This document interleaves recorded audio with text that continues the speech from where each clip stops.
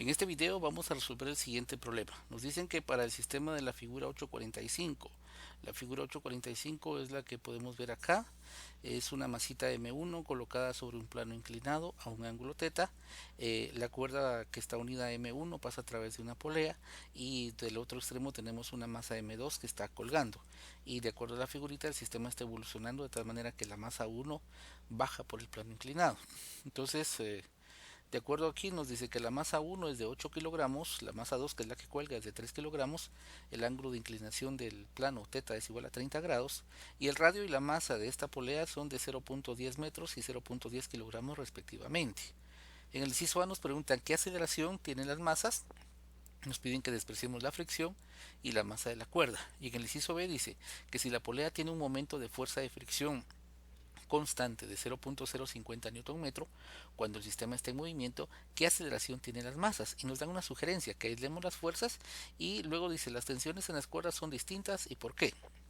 Bueno, ya sabemos nosotros en este caso que dado que la polea tiene inercia rotacional, entonces ya esta tensión que se ejerce en este extremo y la tensión que se ejerce en este extremo ya no van a ser en este caso de igual magnitud. En los cursos de física 1, cuando nosotros despreciamos la masa de la polea, pues resulta que sí, las tensiones acá en este caso tienen igual magnitud y el trabajo que hace la polea es simplemente cambiar la dirección de esas tensiones, pero ya ahora que estamos considerando que la polea tiene inercia rotacional, ya la situación cambia y entonces estas tensiones ya no van a tener igual magnitud.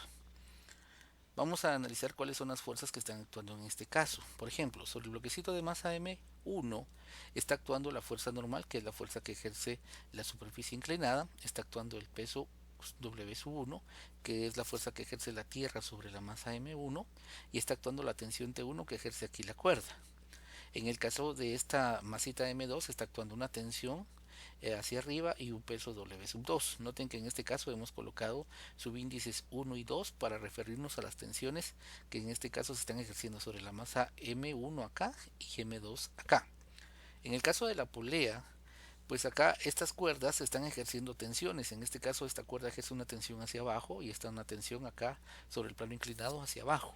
También está actuando la fuerza del peso y la fuerza F, que sería la fuerza que está ejerciendo el eje y la cual es la que es responsable de evitar que la polea caiga.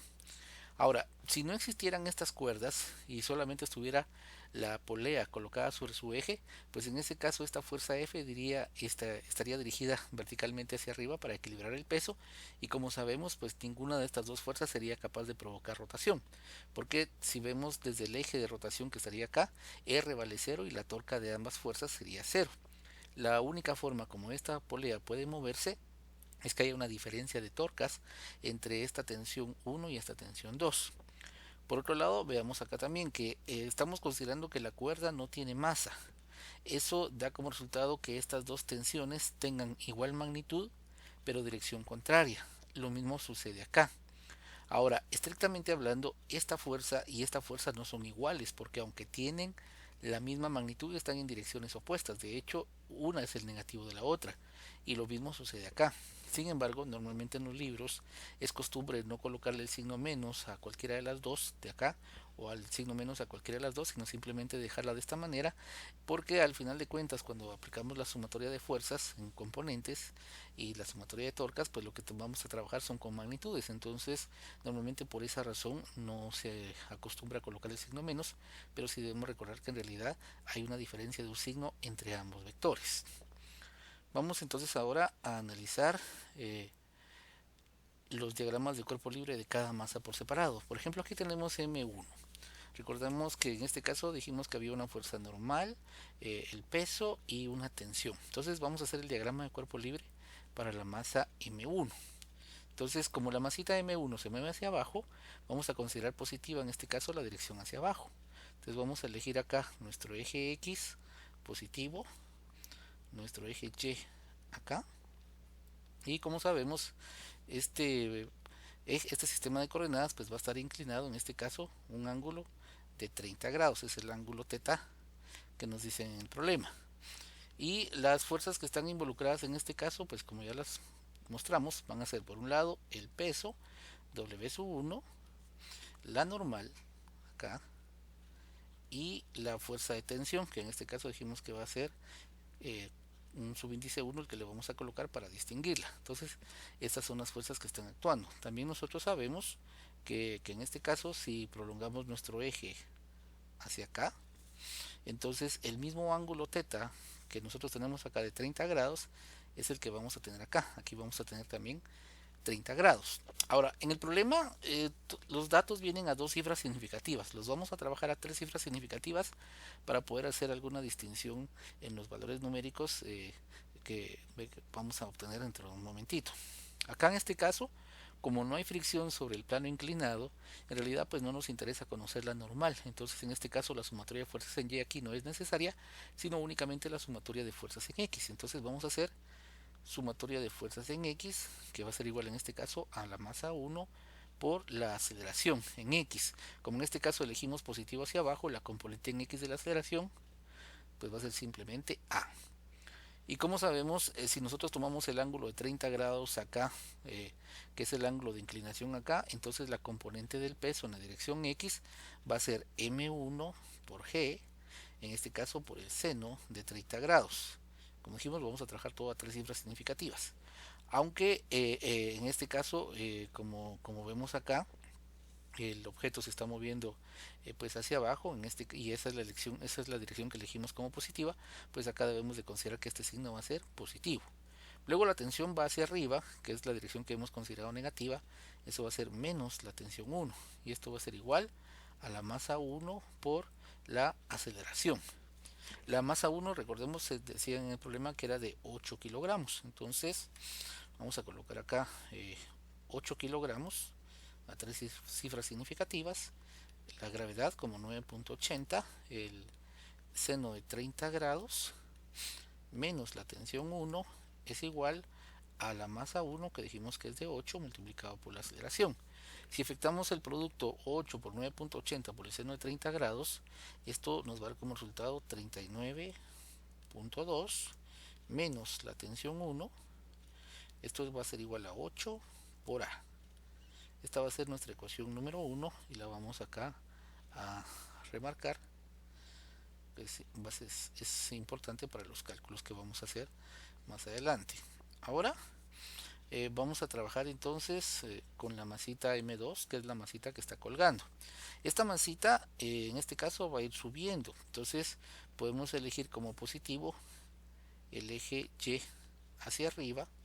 Aquí vamos a tener nuestro eje X y en este caso las fuerzas van a estar actuando únicamente de manera vertical.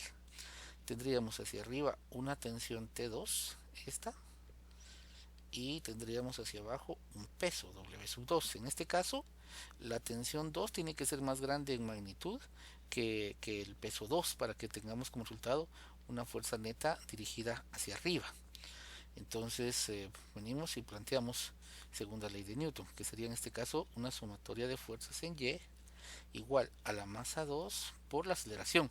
Recordemos que en este caso los dos bloquecitos tienen la misma aceleración porque la cuerda se supone que es inextensible, entonces la misma distancia que recorra el M1 sobre el plano será la misma distancia que recorra M2 verticalmente y empleará el mismo tiempo, o sea, van a tener la misma rapidez y cualquier cambio de rapidez en M1 va a ser exactamente el mismo cambio de rapidez en M2, por lo tanto sus aceleraciones van a ser iguales. Entonces en este caso tendríamos hacia arriba T2 positiva menos el peso 2 que sería M2 por G igual a M2 por A. Entonces tendríamos acá la tensión 2 menos la masa 2 es de 3 kilogramos a tres cifras significativas, como lo vamos a trabajar, lo dejamos como 300 aquí por 9.80 y esto va a ser igual a 3 multiplicado por A. 3 por 9.80 nos va a dar 29.4. Entonces obtenemos acá T sub 2 menos 29.4 va a ser igual a 3 por A. Entonces esta va a ser nuestra ecuación número 2. Entonces igual la vamos acá a remarcar. Y ahora lo que vamos a hacer es que vamos a analizar a la polea. Ahora, aquí con la polea es muy importante lo siguiente. En el problema nos dicen que la masa y el radio de la polea son 0.1 kilogramos y 0.1 metros respectivamente. Normalmente las poleas pues pueden tener formas muy variadas. Por ejemplo, veamos aquí un par de imágenes. Podríamos tener una polea como esta, que vemos que son dos discos, este disco de acá y el disco que está allá, y en medio hay un cilindro circular recto. O podríamos tener una polea como esta, que tiene pues una forma como la que ustedes ven acá, y entonces en esos casos pues necesitaríamos nosotros poder conocer, o que ya sea el valor exacto, por ejemplo acá, de cuánto vale la inercia rotacional, o en este caso las masas y radios de cada uno de los discos involucrados. Ahora, en el caso del problema que tenemos nosotros aquí, pues nos dan únicamente la masa y el radio. Entonces nos están aquí diciendo de manera implícita que consideremos que esta polea es como que fuera un cilindro circular recto con su eje de rotación pasando por el medio. Aún ahí tenemos algunas cosas que considerar, porque por supuesto para que pueda pasar un eje por acá tendríamos que abrir un agujerito aquí a través del cilindro y hacer pasar ahí un eje. Sin embargo aquí pues nos están diciendo de alguna manera que supongamos que esa cantidad de masa que se perdería ahí es despreciable, y entonces que consideremos esto como que fuera un cilindro circular recto, y entonces vamos a tomar su inercia rotacional como un medio de mr cuadrado, pero eso es para este caso. Ahora, recordemos que esta polea va a girar en sentido antihorario, para acá, de acuerdo a lo que nos dice en el problema. Entonces podemos elegir nosotros que todas aquellas torcas que estén promoviendo el movimiento en sentido antihorario, es decir, todas aquellas torcas que en este caso salgan del plano de la computadora, sean positivas, y todas aquellas torcas que den como resultado un movimiento contrario o que provoquen un movimiento contrario al sentido de giro sean negativas. Entonces, por ejemplo, en este caso, si nosotros vemos únicamente T1, si solamente T1 actuara, esta tensión 1 tendería a hacer rotar a la polea en la misma dirección en la cual se está moviendo esto. Eso significa entonces que la torca producida por T1 vamos a considerarla positiva, y nuestro radio, en este caso, iría de aquí para acá, desde el eje de rotación hasta el punto donde se está aplicando la fuerza. Esto sería R1, nuestro vector de posición R1 del punto donde se está aplicando la fuerza. Como sabemos, en estos casos cuando tenemos cuerdas sobre poleas, pues tanto R1 como T1 en este caso van a ser perpendiculares entre sí. Es decir que vamos a tener algo como esto. Si ponemos los vectores cola con cola, aquí tendríamos R1 y nuestra tensión T1 estaría acá, de esta manera. Y tendríamos entonces nosotros acá, en esta parte, un ángulo de 90 grados. Lo mismo va a suceder acá. Entonces, si consideramos esta torca como positiva, y en el caso de esto que tenemos acá, donde nuestro R2 iría de aquí para acá, y sabemos que si no existiera esta tensión, sino solamente estuviera actuando esta provocaría un movimiento en este sentido, en el sentido horario. Entonces, en este caso esta la vamos a considerar como negativa. Al final de cuentas lo que sucede es que esta torca, la producida por T1, va a ser más grande que la producida por T2, el resultado va a ser una torca neta que da como resultado un movimiento en sentido antihorario. Entonces, venimos y planteamos la sumatoria de torcas va a ser en este caso igual a la inercia rotacional multiplicada por alfa. Entonces la torca producida por T1 va a ser positiva. Si nosotros le llamamos R al radio del cilindro, R mayúscula como está acá, entonces la magnitud de R1 y R2 pues va a ser R mayúscula. Entonces en el caso de la tensión 1 tendríamos R por tensión 1, positiva esa torca, por el seno de 90 grados, menos R por T2, nuevamente por el seno de 90 grados. Recordemos que esta torca es negativa, y esto va a ser igual a la inercia rotacional de la polea, que la vamos a considerar como que fuera un cilindro circular recto.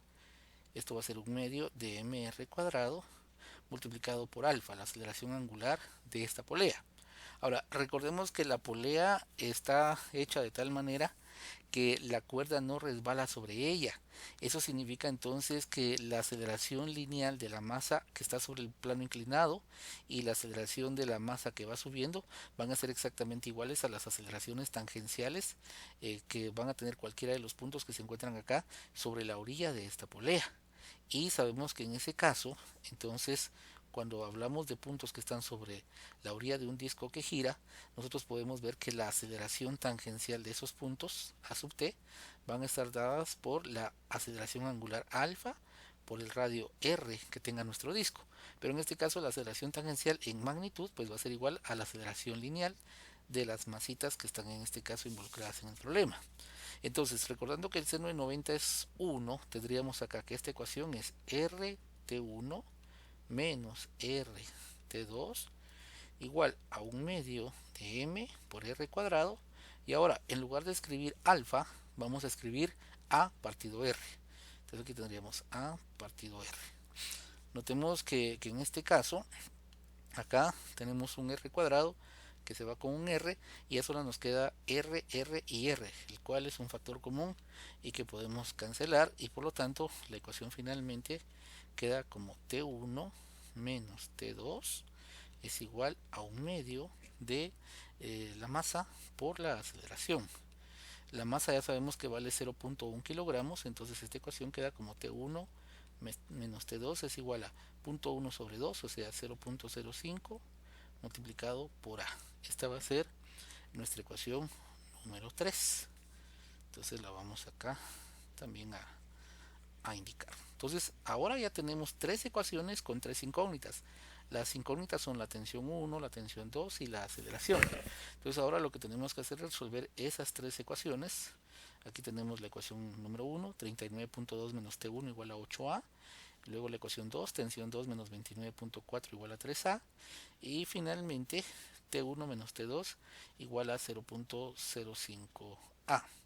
Entonces, si nosotros venimos y resolvemos ese sistema formado por 1, 2 y 3, es decir, resolviendo, vamos a colocar acá el sistema, lo vamos a dejar de una vez ordenado, comenzando con T1, luego T2 y por último luego A, y luego nuestra constante en cada caso. Entonces acá en el primer caso, por ejemplo en esta ecuación, si pasamos menos T1 al lado derecho, nos va a quedar T1 más 8A igual a 39.2. Entonces eso lo vamos a escribir acá de la siguiente manera. Sería T1, se acuerdan que en la primera ecuación no teníamos coeficiente para T2, o no aparecía la tensión T2, y entonces acá tendríamos 0 que multiplica a T sub 2, luego teníamos más el 8A y el 39.2 que pasaba como positivo. Luego de la ecuación 2, acá tenemos T2 menos 29.4 es igual a 3A. Vamos a pasar este 3A a restar y el 29.4 a sumar al lado derecho. Y entonces nos va a quedar lo siguiente. En la ecuación 2 pues no aparece tensión 1. Entonces sería 0 por tensión 1. Luego más la tensión 2 menos 3 por A. Y esto va a ser igual a 29.4. Y de esta ecuación pues pasamos este 0.05 a restar y nos queda T1 menos T2 menos 0.05 por A. Esto va a ser igual a 0. Resolviendo este sistema con la calculadora obtenemos lo siguiente. La respuesta, o mejor dicho, los datos vienen a tres cifras significativas. Estamos suponiendo que está a tres cifras significativas. Vamos a dar los resultados a cuatro cifras significativas ahorita para poder comparar mejor. La tensión 1 nos queda que es de 32.10 newton. La tensión 2 nos queda que es de 32.06 newton. Mientras que la aceleración A queda con un valor de 0.887 metros sobre segundo al cuadrado. Observen que las tensiones T1 y T2 tienen valores muy parecidos.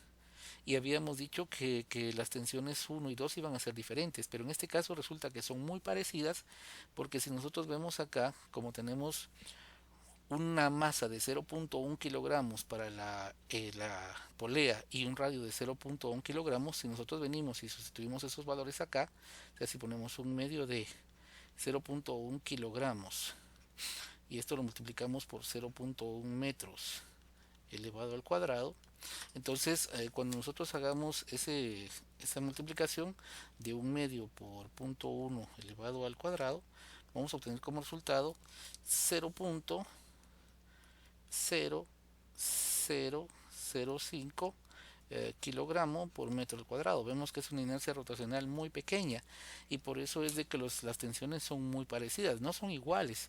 Si esto hubiera sido cero exactamente, las dos tensiones acá hubieran tenido la misma magnitud, pero como es una inercia rotacional pequeñita, pues las tensiones son muy parecidas. Entre más grande sea este número, pues más diferencia va a haber entre las magnitudes de estas tensiones.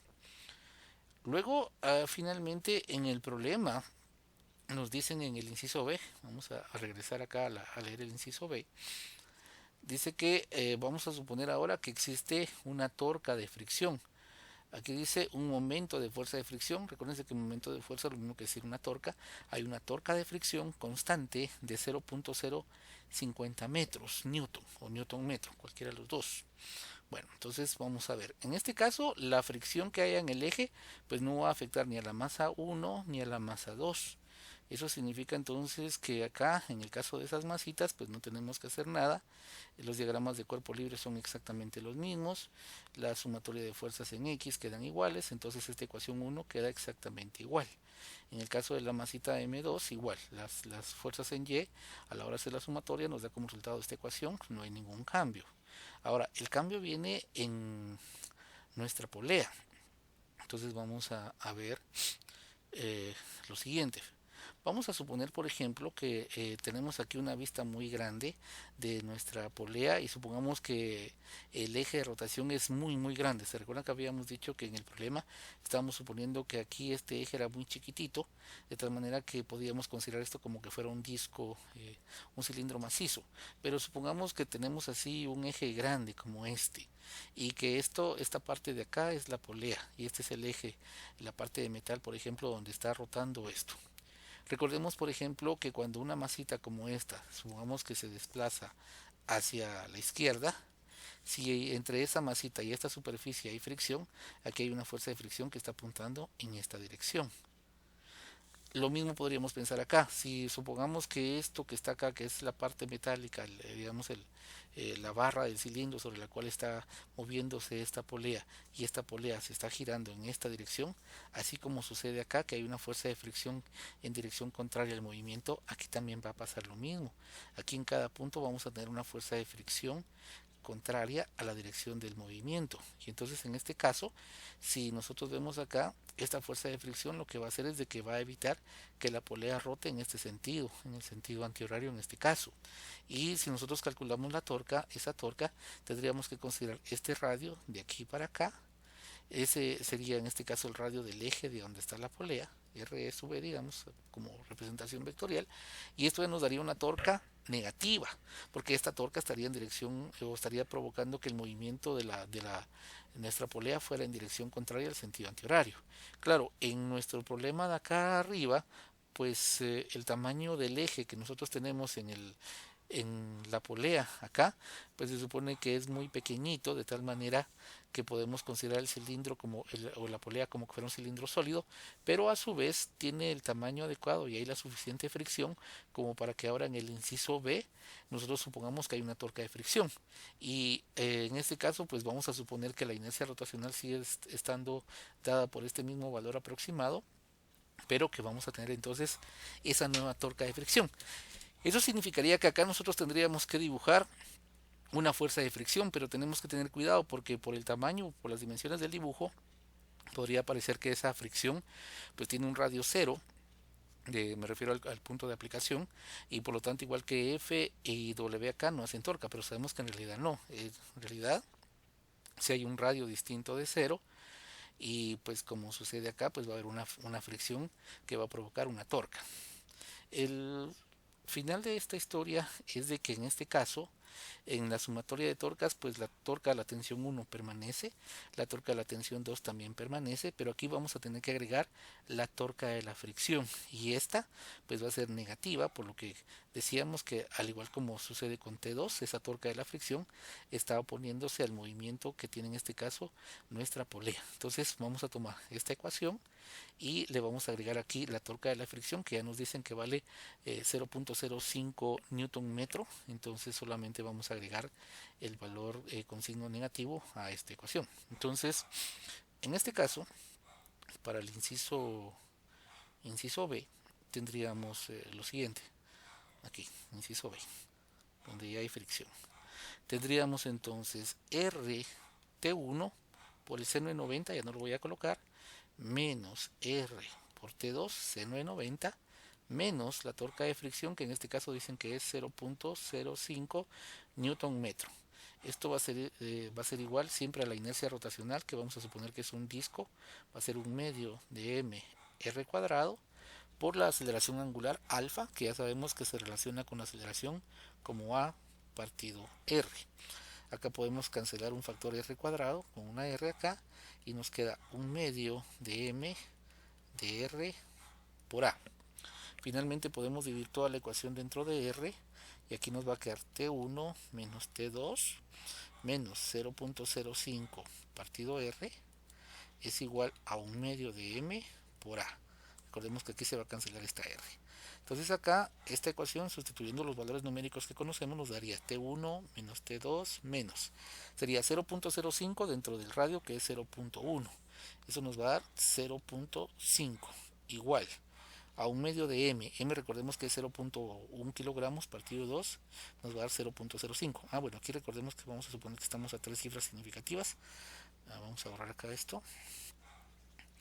Vamos a escribir bien, sería 0.500 en este caso, igual a 1/2 de MA, o sea, como M dijimos es 0.100, entonces 1/2 sería 0.05, a 3 cifras significativas sería así, por A. Entonces ahora nuestro nuevo sistema de ecuaciones, lo único que tendríamos que hacer es venir y acá en esta ecuación pues sustituir por la nueva ecuación que tenemos, o sea que en este caso el sistema de ecuaciones nos quedaría de la siguiente manera.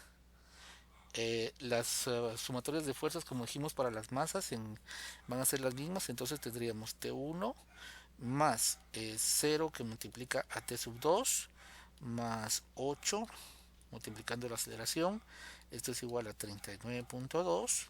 Luego para la masa que está colgando sería 0 que multiplica T sub 1 más la tensión 2 menos la masa que es de 3 multiplicado por A, y esto teníamos 29.4. Como ven ahí, solamente copiamos las primeras dos ecuaciones de este sistema. La que vamos a cambiar, como dijimos, es la tercera, que es la de las torcas. Entonces en este caso vamos a obtener que la tercera ecuación nos quedaría, ya pasando este término 0.05 a restar y este punto 5 al otro lado, nos quedaría así: tensión 1 menos tensión 2 menos 0.0500A, esto va a ser igual a 0.500. Si resolvemos ese sistema, lo que vamos a obtener es que la tensión 1, igual, aunque está aquí a 3 cifras significativas, vamos a ponerlo a 4 en este caso, para poder comparar. Tendríamos acá la tensión 1, 32.46 newtons, la tensión 2, 31.92 newtons, y la aceleración, en este caso, es de 0.842 metros sobre segundo al cuadrado. Vamos a tomar los valores que habíamos obtenido acá, en este caso 3210, 3206 y 0.887, los vamos a copiar aquí a la par para poder comparar. Entonces esto, recordemos, son los resultados con fricción, con fricción con fricción en el eje, ¿verdad? En el eje de la polea. Entonces ahora, sin fricción en el eje, habíamos obtenido una tensión 1 de 32.10 newtons, una tensión 2 de 32.06 newtons y una aceleración de 0.887 metros sobre segundo al cuadrado. Pues tal como esperamos, aquí esto es sin fricción en el eje, sin fricción en el eje, tal como esperamos. Pues cuando no hay fricción en el eje, significa entonces que las masitas se pueden deslizar más fácilmente sobre el plano inclinado, y la masa, por supuesto, que está colgando también sube más fácilmente. Por eso vemos que la aceleración en ese caso es más grande. En este aquí es 0.887 metros sobre segundo al cuadrado contra 0.842 metros sobre segundo al cuadrado. Vemos en este caso que la tensión 2, que es la tensión en la cuerda de la masita que está colgando, es más pequeña con fricción que sin fricción. Al ser más pequeña la tensión en la cuerda de la masita que está colgando, es decir, en este caso acá, si esta tensión es más pequeña ahora que en el caso anterior, lo que va a dar como resultado es que la fuerza neta hacia arriba va a ser más pequeña y por lo tanto va a haber una aceleración más pequeña. Por eso es que en este caso está bien que hayamos obtenido como resultado una tensión 2 en la cuerda vertical cuando hay fricción que sea menor que cuando no hay fricción. Ahora, en el caso de la tensión 1, vemos que hubo un aumento ahora que hubo fricción comparado cuando no hay fricción. Y lo que sucede en este caso es de que ahora, si nosotros tenemos fricción en el eje, pues vemos que la aceleración de la masita que está bajando pues va a disminuir. Y para que esa aceleración disminuya, entonces lo que nosotros necesitamos es que esta tensión 1 crezca en magnitud, de tal manera que al crecer en magnitud, entonces va a compensar aún más a la componente en X acá del peso, y el resultado va a ser en ese caso que al ser acá esta tensión más grande, cuando se le sume con esta componente en X que está en dirección contraria, la componente en X va a ser más pequeña, y al ser más pequeña la componente en X del peso, o la componente resultante, mejor dicho en este caso, pues la aceleración de esta masita va a ser menor. Por eso es que entonces tiene sentido en este caso que hayamos obtenido que nuestras tensiones, en un caso, en el caso de la cuerda vertical, haya disminuido, y en el caso de la cuerda que está sobre el plano inclinado pues haya aumentado. Y con esto pues finalizamos este video.